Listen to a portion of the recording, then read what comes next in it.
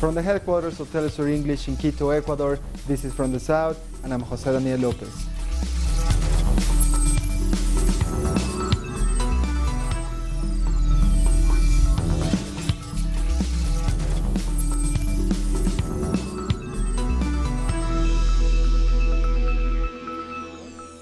Members of Venezuela's armed forces have joined the call made by President Nicolás Maduro to sign a letter addressed to the people of the United States asking for peace. This is part of the military exercises taking place this week. The activity was headed by the Minister of Defense, Vladimir Padrino López, who reaffirmed the willingness for dialogue and peace while maintaining the right to defend Venezuela. And over the weekend, Venezuela's Bolivarian armed forces carry out the most important military exercises in the country's history. The president was present during the exercises, receiving the full support of the armed forces. A handshake with the commander-in-chief symbolizes the armed forces' recognition of Nicolás Maduro as president of Venezuela. The armed forces are more united than ever. During these times of aggression against our people, the armed forces have come together and risen to the task of being even more united than before, with the sole purpose of defending our nation. They joined together to show Venezuela's defense and anti-air prowess. The dangers Venezuela is now facing come due to mercenary politicians, from a mercenary diplomacy that stands against international law. We think that the Venezuelan people want peace, and our armed forces are a force of peace. Nonetheless, we're ready to face any sort of aggression or threat. This is one of the most important military exercises to strengthen the defense of Venezuela's airspace.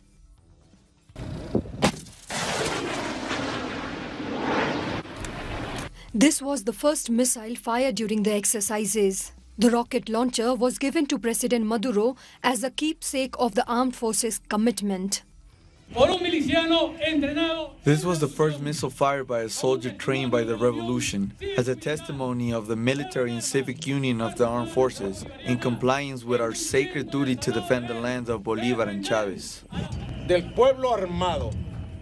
These are our armed forces, who will defend our airspace and make our cities impregnable. On land, it will be impossible for them to invade, because Bolívar's soldiers are there, and they will make the imperial forces pay a high price if they dare to touch our sacred land. On that basis, I accept this gift, showing your commitment.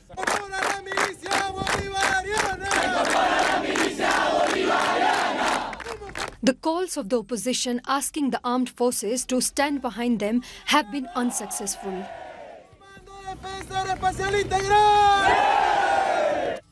From anti-air defense to ground defense, the Bolivarian armed forces show their new doctrine, a defense involving all people. These are the most important military exercises in our recent history. They are so important because of the political context we are living in, because of the real threat posed by the imperialist government of Donald Trump against peace in Venezuela. The imperialist chief has directly threatened us, which has created great indignation and widespread rejection from Venezuelans and from the international community. This has forced us to truly get ourselves ready to defend our right to peace. Those who have been historically excluded are ready for war, if that's what is necessary to defend peace. Venezuelans all over the country have been signing a document condemning U.S. imperialism in Latin America. U.S. journalist Max Blumenthal was in Caracas to see it firsthand on Sunday. Okay, so we're here in Simón Bolívar Square in Caracas, and people are lining up for blocks and blocks to sign a declaration against American imperialism, against American intervention, calling on the U.S. not to intervene and to allow Venezuela to remain in peace. The lines are massive here, and the government is seeking to get 10 million signatures, and you can see just how long the lines are. They're stretching around the block. They're going all the way back here, all the way around this block, and they're filling up the square. And people have been coming all day and will be coming all afternoon to sign this declaration. And calls against U.S. intervention in Venezuela are gathering momentum across the country. The media frenzy about Venezuela blocking US aid trucks at the Colombian border has so far been one-dimensional. It ignores the pleas of ordinary Venezuelans who want a peaceful resolution. We have always wanted to live in peace. I have family here and in Colombia. US intervention wants to drive Colombians and Venezuelans into war, despite our calls for peace. The motto, I sign for peace, is more than that. It's an ideology Venezuelans want to spread globally. We have given shelter to millions of Colombians, and they know the benefits they have received in our country. We don't want the US to intervene here. We don't want them here. As the right wing from all over the world beat the war drum, Venezuelans still maintain that war is not the answer. We, the people, are here collecting signatures, and will do it today, tomorrow, day and night, to support President Maduro and show we are a people of peace. And we ask the people of the United States to stand with us. People want to confront US foreign policy of aggression from every corner of Venezuela. Their message is clear: respect our sovereignty and our right to self-determination. The Venezuelan foreign minister has just met with the United Nations Secretary General to discuss the ongoing political situation in Venezuela. Telesur caught up with the minister after the meeting. Here is what he had to say. Well, this is another meeting with the Secretary General. We were speaking about strengthening cooperation between the different agencies of the United Nations in Venezuela. You know that the economy in Venezuela is being very disrupted, and it's necessary there to have multilateralism in this case, to overcome any impact of unilateralism and thus cooperate, eagerly get cooperation, and even the state could also invest in projects that have been tailored by the United Nations, by its different agencies, for food, for health, for the needs of the people. The Secretary General has always been open and willing to do so, and he has gathered information about the political reality of Venezuela.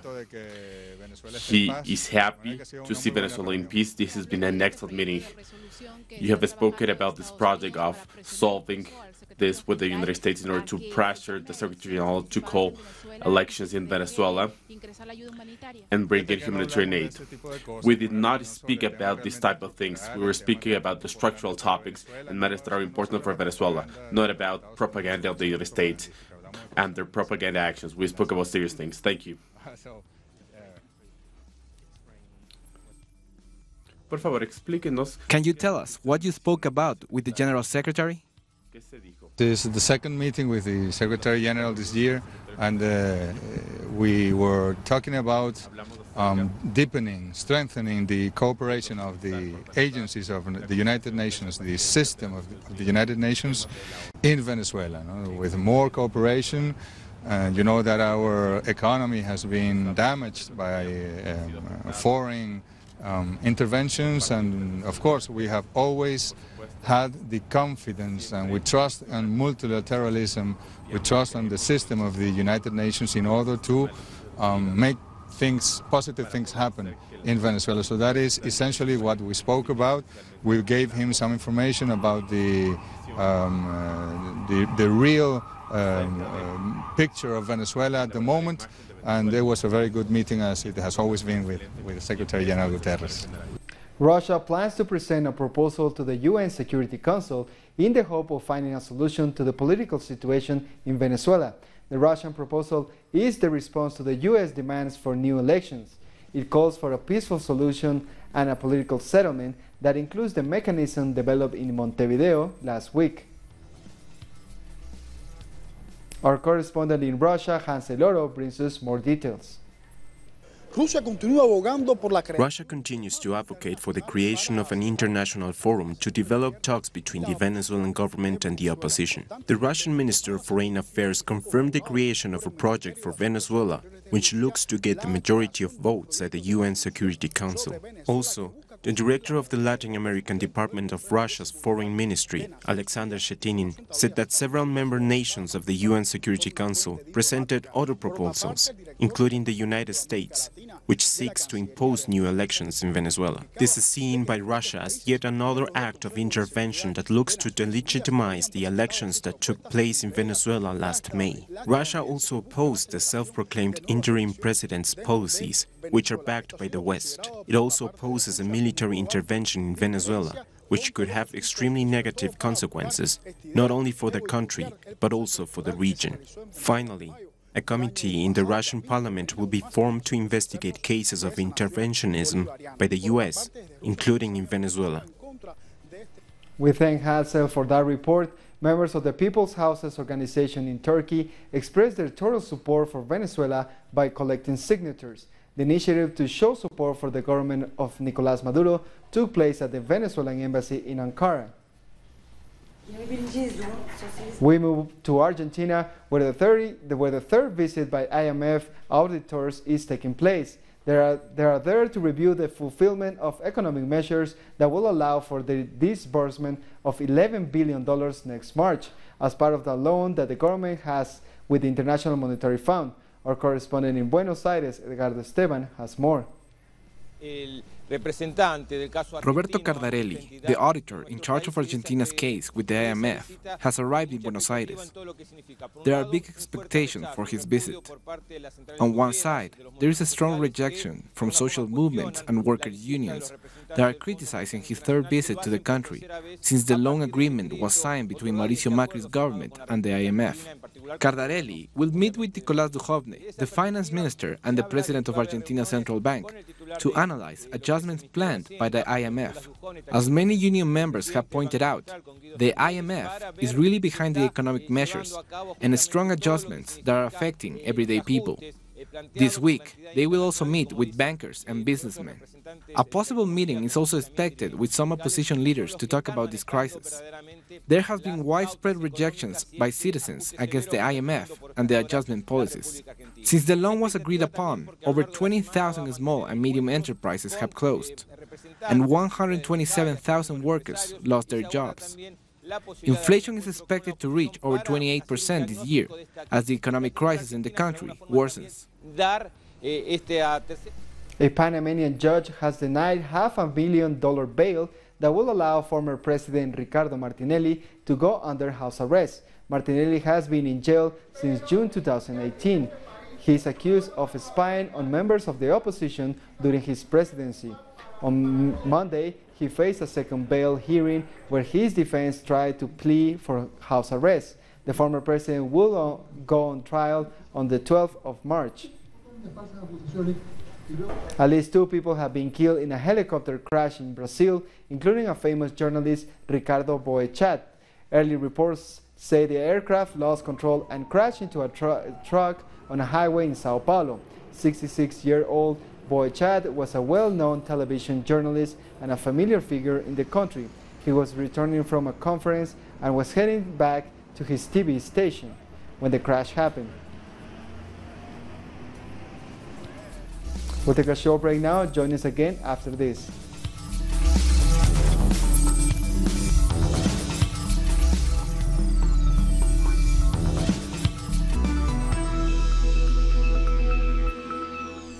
Welcome back. Guyana's Attorney General has asked the appeal court to keep the country's president and his cabinet in office. That is, until the court decides whether to overturn or uphold a higher court ruling that the no-confidence motion was passed validly. In his appeal, the AG is also arguing that the Chief Justice erred when she ruled that the vote was valid. Last December, the motion against the government succeeded because of support given by a government-backed venture. Since then, the opposition has been calling for fresh elections to be held in March, in keeping with constitutional provisions. Workers at the state-owned enterprises in Barbados are put on notice about more layoffs. This comes as the government works to manage almost $800 million wage bill. Prime Minister Mia Mottley says the additional layoffs will start in April. The PM said it's part of the government's economic reconstruction program. About 1,000 workers have been sent home since the Mottley-led government assumed office in May 2018. do is to kill people and to hurt. Nigerian citizens are gearing up to elect political leaders as presidential and National Assembly elections draw near. Current Nigerian President Muhammadu Buhari is running for his second term in office. His ruling party will face off against a total of 90 political parties and 73 candidates. Over 84 million eligible voters are eligible to take the polls on February 16th. As you can see, posters everywhere. Politicians are coming here, trying to sell their candidacy for us. And to some extent, you can see that, everywhere is a kind of calm. We expect that the election is going to be free and fair, like, our leaders promised us. At the 32nd African Union Summit in Ethiopia, heads of states have made a commitment to addressing forced displacement and security on the continent. Chairperson of the African Union Commission, Musa Faki Mahamat, said the issue of forced displacement in Africa remains sadly remarkable. He said it is important to tackle the root causes of the issue, and the United Nations has pledged to support this quest. It is in this context of renewed hope that we increase our mutual support to peace operations in Africa. To consolidate and build on our gains, I have launched the Action for Peacekeeping initiative to enable UN missions to be more effective, better equipped, safer and more robust. The Loyan Galani Desert Museum in North Kenya has made a big impact in preserving Kenyan culture and traditions. Located about 700 kilometers from the capital Nairobi, in the desert overlooking the Lake Turkana, it is the only museum of its kind in East Africa. Inside, it houses a variety of items showing cultures and traditions of local communities. It houses the history of 6 communities. Every important cultural item is kept here in the museum. International and local tourists come to see what we have here. They pay a fee to enter and the money helps the museum. The world of science is currently home to some amazing women from Latin America, Africa, and the Caribbean. They play a critical role in its development while pushing for gender equality. Let's take a look at some of these trailblazers on the International Day of Women and Girls in Science.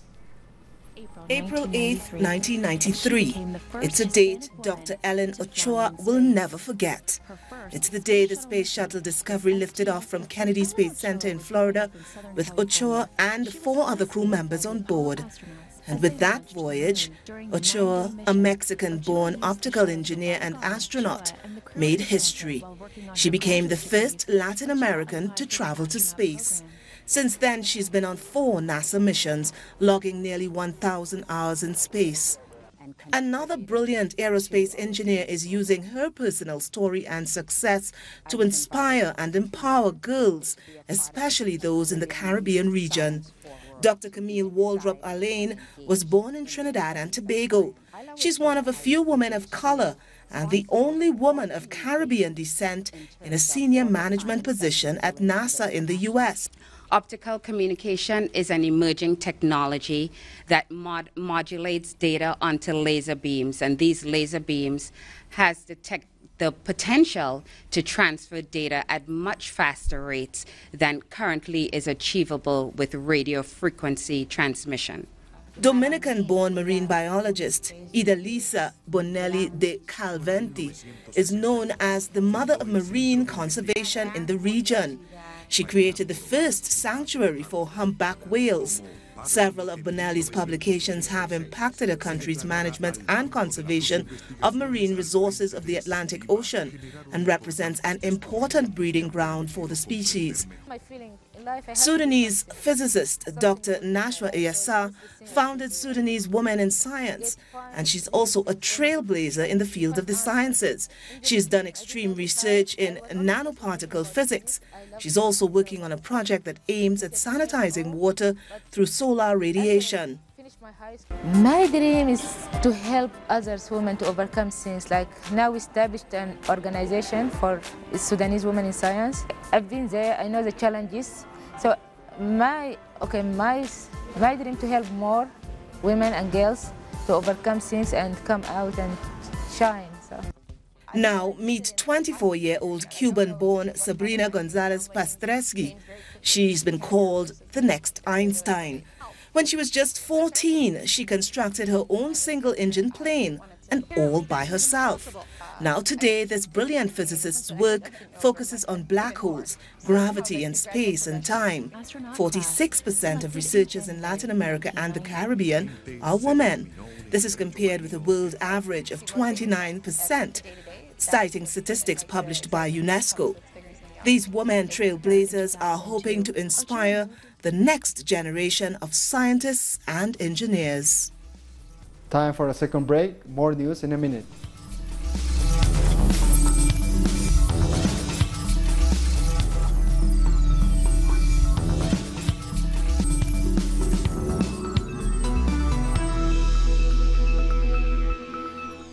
Welcome back. During the celebration of the 40th anniversary of the Islamic Revolution, Iran's President Hassan Rouhani spoke to thousands of Iranians at the city of Tehran. Our correspondent Rolando Segura has the details. Here in Iran, the march celebrating the 40th anniversary of the Islamic Revolution is just finished. It came to an end with words from the President of the Islamic Republic of Iran, Hassan Rouhani. As you can still see, thousands of people were in attendance, coming up this street to the square where the President, Hassan Rouhani, emphasized the wish for independence and sovereignty for the Islamic nation. He also spoke about the will to continue facing the United States sanctions on the country. We remember on this, the 40th anniversary of the victory of the Islamic Revolution, that the United States has escalated tensions and pulled out of the nuclear agreement, applying more sanctions on the country. Despite those sanctions, Iran still has the will to resist, which you can see in various sectors like art, culture and science, which support the Islamic Revolution. Within Rolando for that report, Turkish authorities on Monday prevented opposition deputies from marching in Istanbul. Several dozen police officers equipped with riot shields surrounded some 40 elected officials and activists of the People's Democratic Party. They were attempting to march in solidarity with their colleague Leyla Güven. She began a hunger strike on November 8 to denounce the detention conditions of Abdallah Öcalan, the leader of the Turkish Workers' Party. Spanish Prime Minister Pedro Sánchez is considering calling elections for April 14 of this year. This news comes as lawmakers are set to debate his government's 2019 budget proposal this week. Sánchez's previous budget was supported by parties in favor of Catalan independence, but their support is unlikely after the administration distanced itself from meaningful negotiations with the movement. Our correspondent in Madrid, Adriana Cardoso, gives us more details. The 14th of April could be the date to hold the next general election if the national budget is not approved. The government needs the support of parties that are in favour of Catalan independence in order to pass the national budget. Parties that have already said they probably will vote against the budget. Last Friday, the government said negotiations with the parties that support an independent Catalan were finished. The Vice President, Carmen Calvo, said these parties now have to decide whether or not to support the budget because the government will not make any other offers. About 50,000 people rallied in Madrid on Sunday to demand elections in a demonstration organised by the right and far-right wing. The 14th of April has not been confirmed by the government yet, but if approved, the government would have to dissolve Parliament next week. The other option is that the government could call for elections in May, the same time European elections will take place. All of this if the national budget is not approved in the next few days. Within Adriana for that report, the first two women Muslim representatives in the U.S. Congress have backed the boycott, disbandment and sanctions movement against Israel. Ilhan Omar has accused the Tel Aviv government of discrimination against Palestinians, saying it is similar to apartheid. Meanwhile, Rashida Tlaib said the BDS movement can call attention to issues like racism and human rights violations. The campaign focuses on the institutions that sustain and finance Israeli policy in occupied Palestinian territory. And with this story, we come to the end of this news brief. These and many other stories you can find at our website at telsurenglish.net. And don't forget to follow us on social media, Facebook, Twitter, and Instagram. For Telesur English, I'm Jose Daniel Lopez. Thank you for watching.